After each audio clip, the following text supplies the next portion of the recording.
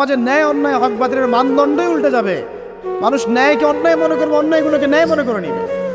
কোনো মানদণ্ড নাই, কোনো মানদণ্ড নেই। আমাদের শহরের এই অবস্থা, শান্তিতে কিভাবে ঘুমাবেন আপনি? নিশ্চিন্তে থাকবেন কিভাবে? কখন যে আল্লাহর গজব চলে আসে। কোরআনে একটা আয়াত আছে, যখন আল্লাহ পাকের গজব আসবে তখন শুধু জালেমদের উপর খাস করে আসবে না। আলেমদেরকে জিজ্ঞাসা করে, আলেম ওলামাদেরকে জিজ্ঞাসা করে, যখন আল্লাহর গজব আসবে জালেমদের উপরে শুধু খাস ভাবে আসবে না, সবার উপরে আসবে। আমি খুব ভালো মানুষ, ওয়াজ করছি, নসিহত করছি, পার পেয়ে যাবো এমন ভাবার সুযোগই নাই। আপনাকে আপনার সাধ্য মতো অন্যায়ের প্রতিবাদ করার চেষ্টা করতে হবে।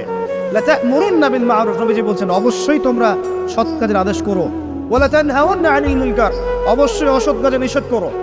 আও লা ইউশিকান্নাল্লাহু আন ইয়াবআসা আলাইকুম ইকাবাম মিন, অন্যথায় আমি আশঙ্কা করি তোমাদের উপর আল্লাহর পক্ষ থেকে বিশাল গজব আসবে। সুম্মা তাদউনাহু, এরপর তোমরা সবাই আল্লাহর কাছে দোয়া করবে, আল্লাহ গজব সরিয়ে দাও, সরিয়ে দাও। লা ইউস্তাজাবু দুআকুম, তোমাদের দোয়া কবুল করা হবে না। নবী সাল্লাল্লাহু আলাইহি ওয়াসাল্লাম বলেছেন, মান রাআ মিনকুম মুনকারান, তোমাদের মধ্যে যে কেউ হুএভার হি ইজ, যে কেউ যদি কোনো মুনকার, নোংরা গর্হিত কোনো কাজ দেখে, তাহলে যেন ফাল ইউগাইয়ির বিয়াদিহি, তার সামর্থ্য থাকলে হাত দিয়ে যেন ঠেকায়। সামর্থ্য থাকলে হাত দিয়ে যেন ঠেকায়। যাদেরকে আল্লাহ পাক হাত দিয়ে ঠেকানোর ক্ষমতা দিয়েছেন তাদেরকে আল্লাহ জিজ্ঞাসাবাদ করবেন, কেন ঠেকালে না তুমি? জেনার লাইসেন্স দিলে কেন? মদের লাইসেন্স দিচ্ছ কেন? ঠেকালে না কেন তুমি? অন্যায় কাজকে ঠেকালে না কেন? যদি তুমি না পারো, ওয়াইল্লাম ইয়াস্তাতি, যদি সে না পারে, তাহলে ফাল ইউগাইয়ির বিলিসানি, তাহলে যেন মুখ দিয়ে সেটা প্রতিবাদ করে। এই যে মুখ দিয়ে প্রতিবাদ করার ক্ষমতা আলেম ওলামার আছে, যাদের হাতের ক্ষমতা নেই, মুখের ক্ষমতা আছে। সেটাও যদি না পারে, ওয়াইল্লাম ইয়াস্তাতি, সেটাতেও যদি সে সক্ষম না হয়, ফাবিকলবি, তাহলে যেন অন্তর দিয়ে ঘৃণাটা পর্যন্ত করে।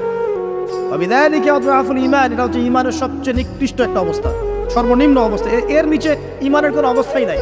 তার মানে অন্যায় দেখে আমাদের যাদের মনে কোনো ফিলিংসই কাজ করছে না, তার মানে আমাদের ঈমান নাই। আসলে সহজ কথা, ঈমানের সেই তেজ নাই আমাদের মধ্যে। আসুন, একটা ব্যাখ্যা এটাও হতে পারে সমাজে ন্যায় অন্যায় হক বাতিলের মানদণ্ড উল্টে যাবে। একটা জায়গায় যাচ্ছি, তার আগে একটা কথা বলতে ভুলে গিয়েছিলাম। এখন